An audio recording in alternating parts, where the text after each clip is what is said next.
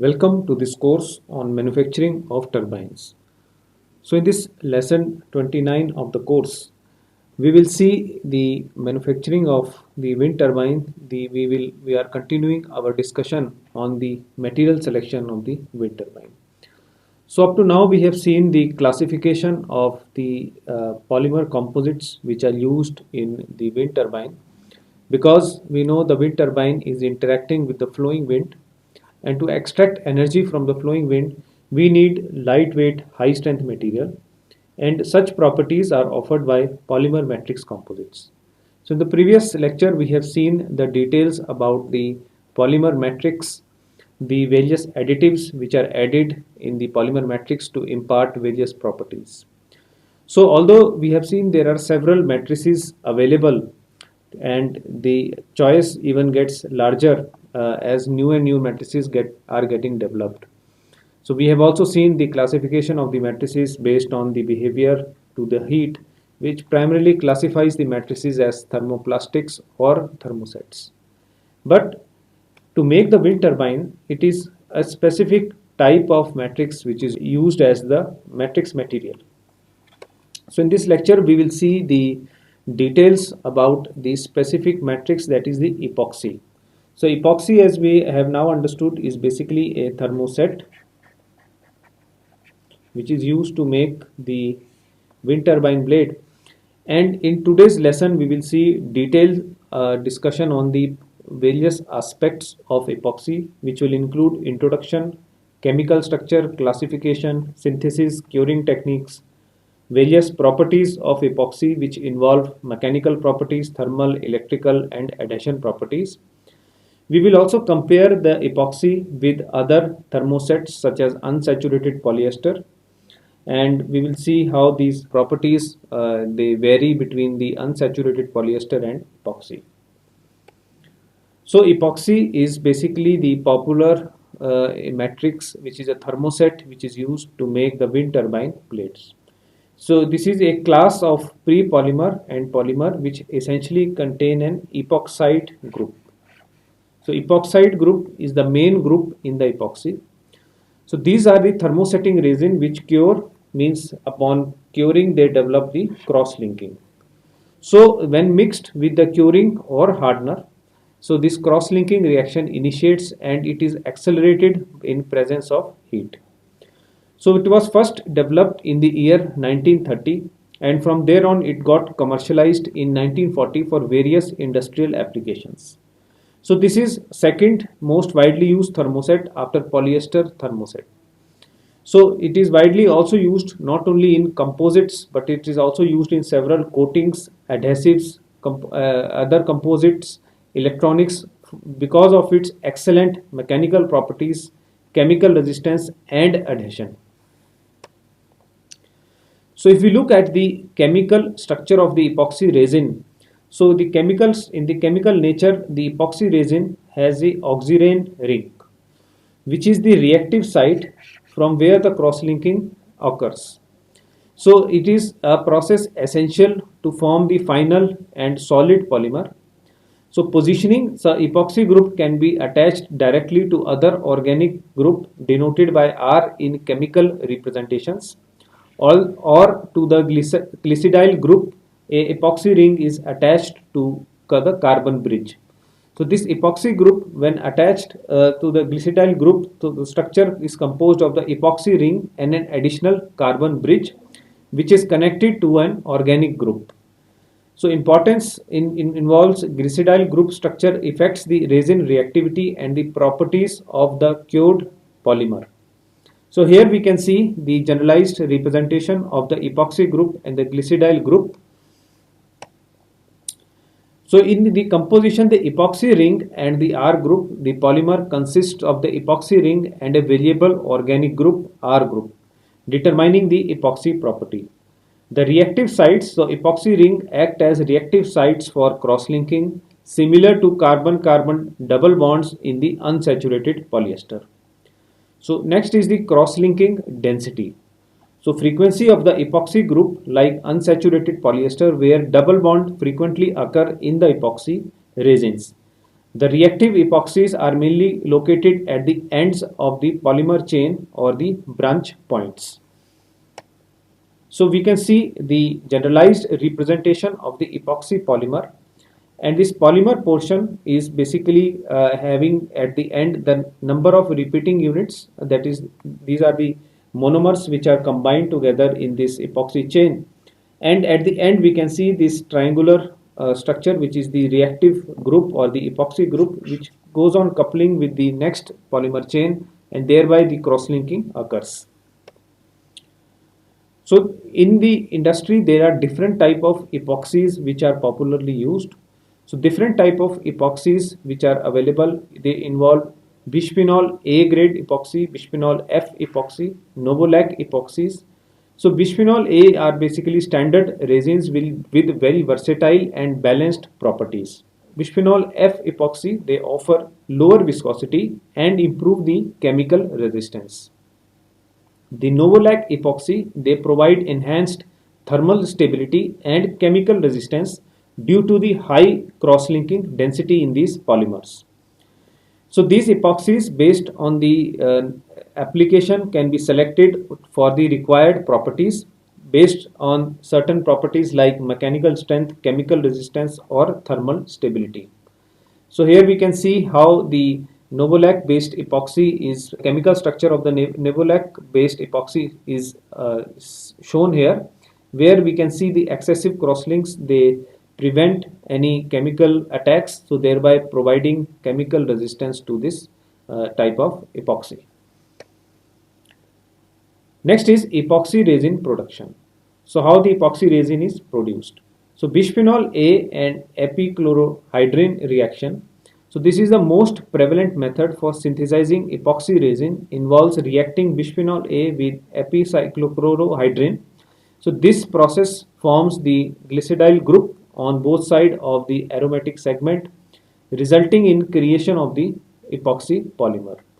So in the reaction process, there are two stages. So stage 1 involves formation of the diglycidyl ether or bisphenol A, known as the DGEBA. So in stage 2, to further polymerize to achieve the desired molecular weight and the viscosity, the polymerization is continued. In the final product, the resin can be modified by adding certain additives to tailor the properties such as flexibility, toughness or viscosity. So we can see here the synthesis of the epoxy by combination of the bisphenol molecule with the epichlorohydrin here. So this is the epichlorohydrin molecule and this is the bisphenol molecule.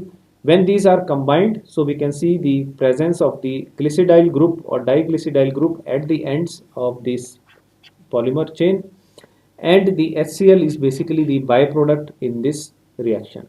So based on this name, that is diglycidyl ether of bisphenol A. So in scientific literature, we will also observe the name of the epoxy as DGEBPA, that is the abbreviation of this diglycidyl ether of bisphenol A. Next is the curing techniques for epoxy resin. So curing is basically the main manufacturing step in which we allow the crosslinks to get developed in this type of thermosetting resins.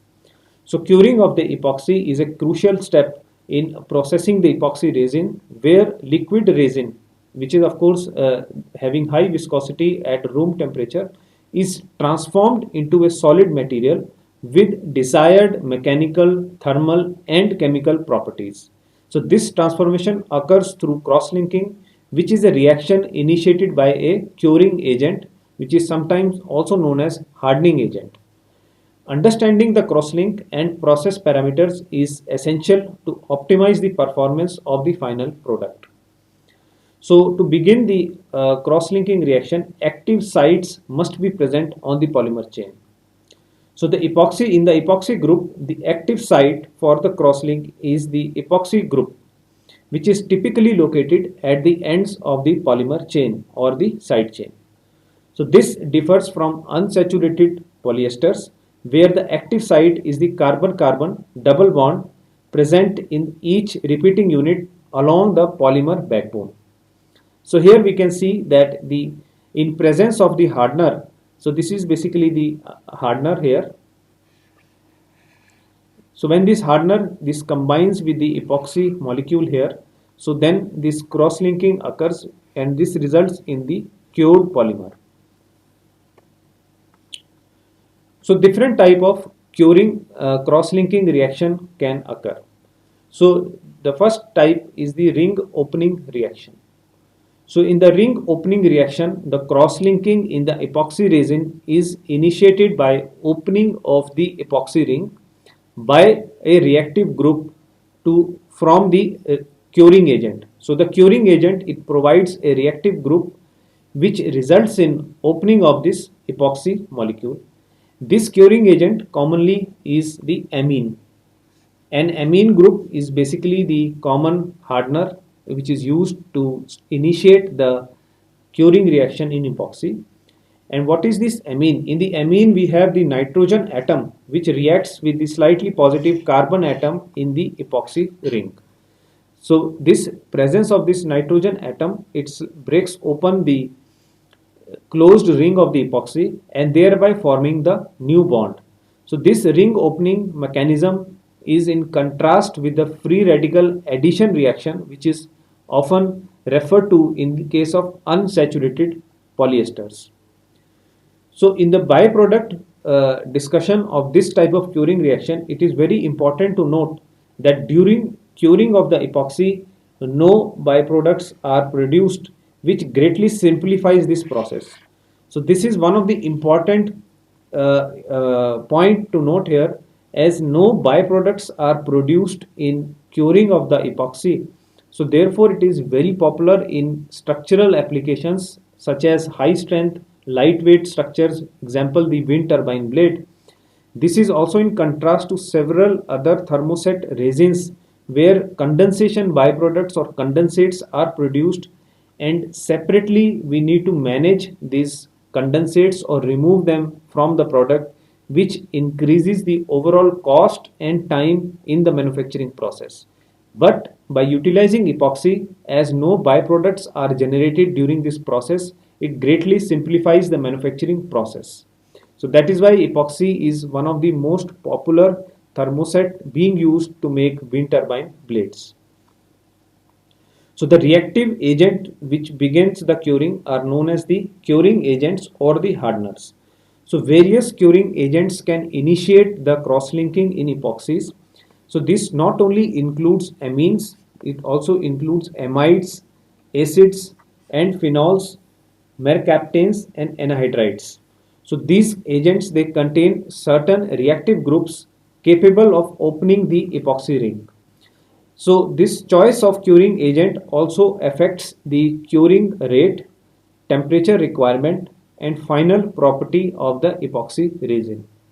But the main mechanism on which the curing agent they work is by reacting with the slightly positive carbon which is present on the epoxy ring. So if we see the different type of hardeners, so we have aliphatic amines which is very convenient and of low cost, and at room temperature they may start the curing, but they may also cause the skin irritation and they also may need precise mixing ratios. Next are the aromatic amines. So they offer moderate heat and chemical resistance, but this type of hardeners may require long and elevated cure cycles. Third is the polyamide, which provide flexibility and toughness, but they may also have high cost as well as low heat distortion temperature. Fourth are the anhydrides. They are known for heat and chemical resistance, but they require long and elevated curing cycles. Lastly are the catalytic hardeners. So they have a long pot life with high heat distortion temperature, but they offer poor moisture resistance and also may require elevated temperatures during curing. So here another term is being introduced, that is the pot life. So pot life is basically the life or the time which is there after mixing the hardener with the epoxy, for how long it can sustain before the crosslink can start, and this may often sometimes become essential as we want to delay the curing. So in this case, a longer pot life is desired. Next important criteria or discussion point is the cross-linking density and stoichiometry. So cross-linking density is basically the number of crosslinks per unit volume, and it determines the physical properties of the final product. Higher the number of crosslinks, higher crosslink density, higher is the strength, stiffness and temperature resistance. But more crosslinks can also result in the brittleness in the final product. Stoichiometric ratio ensures complete reaction at all active sites, achieving maximum crosslink, and deviations can result in reduced mechanical properties. So it is very much desired that mixing of the epoxy and hardener should be in the proper ratio as specified by the manufacturer of the epoxy and hardener. So here we can see schematic representation of curing various hardener epoxy concentrations and how they can lead to formation of the product. So here we can see by adding the excess tetra-functional hardener, we have a bifunctional epoxy, so we can have a epoxy hardener product. So in first case, when the stoichiometric ratio is less, so their thermoset crosslinks may not be proper, and if it is in excess amount, so then there may be some transformation in the polymer itself. So here we can see how the epoxy curing reaction takes place with in the presence of amine hardeners, which are very popular hardeners with the epoxy. So as mentioned earlier, in the case of amine hardeners, the presence of this nitrogen bond is slightly having negative charge, and this attacks the slightly positive carbon charge, thereby opening this ring. This ring gets opened, and then this nitrogen combines with this hydrogen, thereby forming this bond, which is also known as the cross-linking. So once the ring of the epoxy is open, so formation of this bond results into crosslink, and this reaction can keep on sustaining as long as sufficient amount of hardener is present. And to accelerate such reaction, presence of heat is needed, which may be provided by various sources. Next is, what is the cure temperature at which the epoxy get cured? So typically the epoxy are cured at elevated temperature of 121 degrees Celsius or 250 degree Fahrenheit. High performance epoxy may need more high temperature up to say 177 degrees Celsius or 350 degree Fahrenheit. Sometimes homopolymerization may also be needed, where a reduced amount of hardener is used to allow homopolymerization, which requires higher cure temperatures. Next is the cure rate. So variable cure rates are possible, and for epoxy resin it can widely vary from a few minutes to several hours depending on the curing agent and temperature. So this flexibility, it allows several adjustments to meet the specific application requirements. Next is the pot life. So adjustable pot life is also needed. So pot life of the epoxy can be tailored by selecting appropriate curing agent and conditions. So this allows more control over the working time before the resin starts to set or begins to harden. Next is use of solvents and dilutants. So less frequent use is noted for the solvents. So epoxy resins, typically they have higher viscosities and they often don't require any solvents or dilutants for processing, unlike unsaturated polyesters, which frequently use styrene as the reactive dilutant. So volatiles from the systems. So in curing of epoxy, very low quantity of volatile compounds are generated, which make it preferable in environments where emissions need to be minimized. Especially this becomes important once epoxies are used to manufacture large size components such as wind turbine blades. Next aspect on epoxy is the fiber wet out and viscosity. So high viscosity and wet out are desirable for the effective wetting between the fiber and the matrix. So due to high viscosity of the epoxy, there may be some difficulty in wetting out the fibers in composite applications compared to unsaturated polyesters. However, by using proper processing conditions, this effect can be mitigated and controlled properly. Next is the degree of cure. So post curing, to ensure that crosslink are fully formed or not, so we need to maximize the degree of cure. So this is very much essential for all the thermosets, and this step is less frequently required for polyesters, but it is essential to understand the degree of cure in case of the epoxy, and techniques like differential scanning calorimetry can largely help us to understand the degree of cure. Next is the shrinkage. So low shrinkage. So generally the epoxy resins, they exhibit low shrinkage during curing compared to unsaturated polyester. So this is also important to provide dimensional stability to the final product, especially when product of large size like wind turbine blades are being manufactured. So here we can see a typical curing profile for an epoxy where the curing is being conducted inside an autoclave. So autoclave is type of a furnace which can simultaneously apply heat or pressure. So heat is applied by presence of heating elements or coils, and pressure may be applied by vacuum or maybe positive pressure by some inert gas. So here we can see the beginning of the heating takes after full pressurization of an autoclave, which is also a sort of a pressure vessel, and this type of a typical heating profile is there for epoxy, and it can vary depending on the size of the product or maybe the hardener or the other considerations like thickness of the product and so on. So next are the mechanical properties of the epoxy resin. So tensile strength, it typically ranges from 50 to 100 megapascals, and it may also further vary depending on the formulation and curing conditions. Modulus of elasticity, in this case the epoxy generally provide modulus of elasticity between 2.5 to 4 gigapascals. Impact resistance of the epoxy may be improved by adding some toughening agents such as rubber or nanoparticles, because typically it is a thermoset and it may be rendered brittle in case of impact loads.